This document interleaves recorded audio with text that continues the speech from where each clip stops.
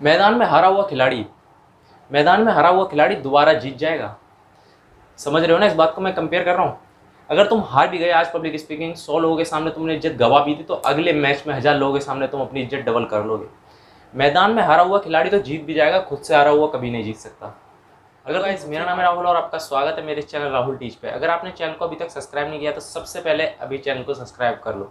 आज मैं बात करने वाला हूँ पब्लिक स्पीकिंग की। कभी ना कभी आपको भी लगा होगा कि काश मैंने उस समय हाथ उठा दिया होता तो मैंने वो आंसर दिया होता, या मैंने उस समय बोला होता तो आज मेरा भी ये नाम होता। इस वीडियो में मैं आपको कुछ ऐसे पॉइंट्स बताऊंगा जिसके बाद आप भी एक पब्लिक स्पीकर बन जाओगे और बिना हेजिटेट हुए आप भी एक अच्छी पब्लिक स्पीकिंग कर पाओगे। तो देखो, मैं आज इस बारे में बात नहीं करूंगा कि यार पब्लिक स्पीकिंग क्या होती है, पब्लिक स्पीकिंग कैसे करते हैं, क्या बोला जाता है, या फिर हाथ कहाँ रखा जाता है, या फिर किस कॉन्टैक्ट कैसे बनाया जाता है, इस सब मैं बात नहीं करूँगा। आज मैं रूट पे बात करूँगा, जो उसकी जड़ है कि पब्लिक स्पीकिंग हम क्यों नहीं कर पाते हैं, क्या कारण पड़ जाता है ऐसा कि पब्लिक स्पीकिंग हमसे हो नहीं पाती है। तो आज मैं उसके रूट कॉज पर बात करने वाला हूँ और उसको जड़ से मिटाने की हम कोशिश करेंगे। तो वीडियो पे बने रहिएगा, वीडियो को एंड तक देखिए। मैं आपको वो 2 कारण ऐसे बताऊँगा जो सबसे बड़े हैं। मैं पूरी बात करूंगा और आपको बताऊंगा कि ऐसी क्या क्या वजह हैं जिन वजह से हम पब्लिक स्पीकिंग करने से रह जाते हैं। देखो यार, मैं आपको एक एग्जांपल देता हूँ। पहले आप इस बात से मानते हो कि लाइफ जो है वो ये है, जितना ज़्यादा रिस्क होगा जिस जगह पे, उतना ही ज़्यादा रिटर्न्स होता है वहाँ से। किसी भी चीज़ को उठा लो, ये नियम है नेचर का। जितना ज़्यादा रिस्क होगा उधर से उतना ही ज़्यादा रिटर्न होगा, और जितना कम रिस्क होगा उतना ही कम रिटर्न होगा। इसको हम कनेक्ट करते हैं पब्लिक स्पीकिंग से। मैं आपसे पूछना चाहूँगा कि आप पब्लिक स्पीकिंग क्यों नहीं कर पाते। क्लास में भी अगर हमें आंसर देना होता है, हमें आंसर पता है, मतलब हम पे कंटेंट है। तो ऐसी बात नहीं है कि हम पे कंटेंट नहीं है, हमको आंसर आता है, फिर भी हम हाथ नहीं उठा पाते, हम डरते हैं। क्यों हम हाथ नहीं उठा पाते, या फिर क्यों हम पब्लिक स्पीकिंग नहीं कर पाते। हमें कई बार ये मौका भी मिलता है कि हम ऑडिटोरियम में जाकर बोल पाएँ, कई बार मौका मिलता है, फिर हम सोचते हैं थोड़ी देर बाद, यार काश बोल दिया होता, उसने भी तो बोल ही दिया यार, कौन हंसा, कोई नहीं हंसा।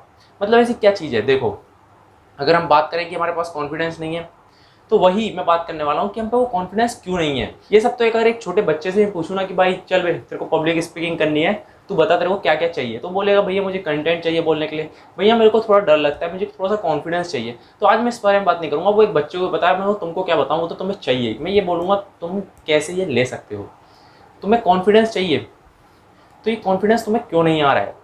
कंटेंट तुम ले सकते हो, ठीक है, कंटेंट तुम्हारे पास है, पर कॉन्फिडेंस नहीं है, क्यों।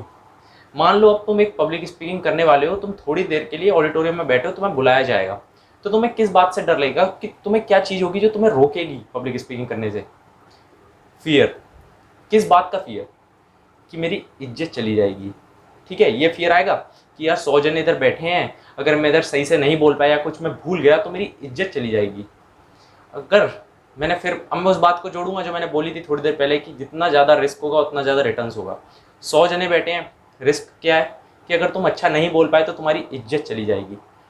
और इसका रिटर्न क्या है, ये रिस्क हुआ कि इज्जत चली जाएगी 100 जनों के सामने। इसका रिटर्न ये हुआ कि 100, अगर तुम अच्छा बोल गए तो 100 जनों के सामने तुम्हारी इज्जत डबल हो जाएगी। उस ऑडिटोरियम में 100 जने बैठे हैं जिनमें से तुम्हें केवल 5 जने ही जानते हैं, और उसमें भी तुम ही जानते हो तुम्हारी क्या इज्जत है।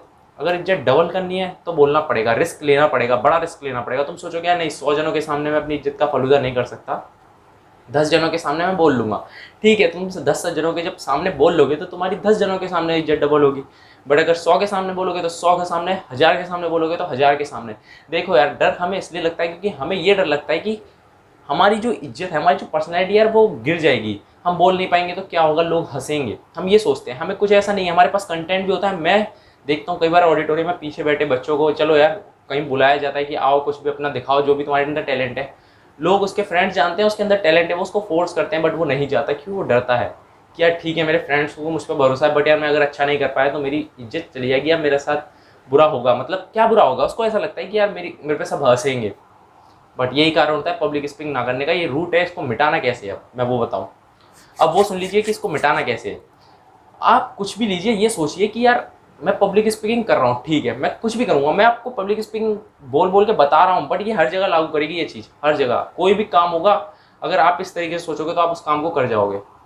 आपके मन में एक वो चीज़ होनी चाहिए कि मुझे रिटर्न चाहिए, मतलब मैं बोलूँगा तो मुझे कुछ ना कुछ तो मिलेगा, वहाँ से इज्जत मिलेगी या कुछ भी मिलेगा। ठीक है, और खोने का डर क्या है, मेरी इज्जत भी जा सकती है, जितनी भी है इन 100 लोगों के सामने चली जाएगी। और फिर अगर वो 100 लोग थोड़ी और फैलाएंगे तो 120 130 लोगों के बीच में इज्जत चली जाएगी। ठीक है, बस हर चीज़ को इस चीज़ से कंपेयर कर लेना कि रिस्क उतना ही लो, रिस्क उतना ही लो जब तक तुम्हारी जान ना जाए। समझ गए, जब तक तुम्हारा जीवन रिस्क पे ना लगा हो ना, तुम रिस्क ले सकते हो, ईजिली ले सकते हो, ठीक है, तुम मरोगे नहीं।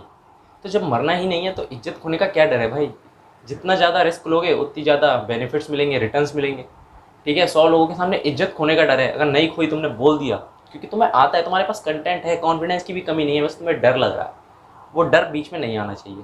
और बात रही पब्लिक स्पीकिंग, तुम्हें कोई सिखा नहीं सकता, हाँ तुम्हें बताया जा सकता है कि तुम्हें क्या क्या करना है, बट जो मेन चीज़ होती है ना, जो रूट है, जो रोकती है लोगों को, वो उसका फियर होता है। वो डरते हैं, वो डर ही उन्हें रोक लेता है।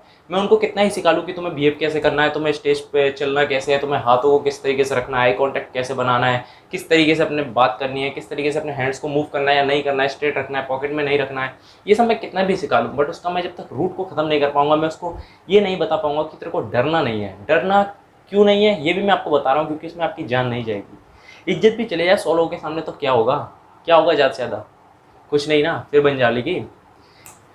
मैदान में हारा हुआ खिलाड़ी, मैदान में हारा हुआ खिलाड़ी दोबारा जीत जाएगा। समझ रहे हो ना इस बात को मैं कंपेयर कर रहा हूँ। अगर तुम हार भी गए आज पब्लिक स्पीकिंग, 100 लोगों के सामने तुमने इज्जत गवा भी दी, तो अगले मैच में 1000 लोगों के सामने तुम अपनी इज्जत डबल कर लोगे। मैदान में हारा हुआ खिलाड़ी तो जीत भी जाएगा, खुद से हारा हुआ कभी नहीं जीत सकता। अगर तुम खुद से ही मान के बैठ गए कि नहीं यार मैं नहीं जा सकता, मेरे को डर लगता है, मेरी इज्जत चली जाएगी, तो आपको मैं कितना ही सिखा लूँ या कोई भी कितना भी सिखा ले, आप नहीं बोल पाओगे। तो बस आज के लिए इतना ही है। इस रूट को समझ जाइए, कंटेंट आपके पास है, कॉन्फिडेंस आपके पास है, तो बस डरना क्यों है, क्यों डरना है।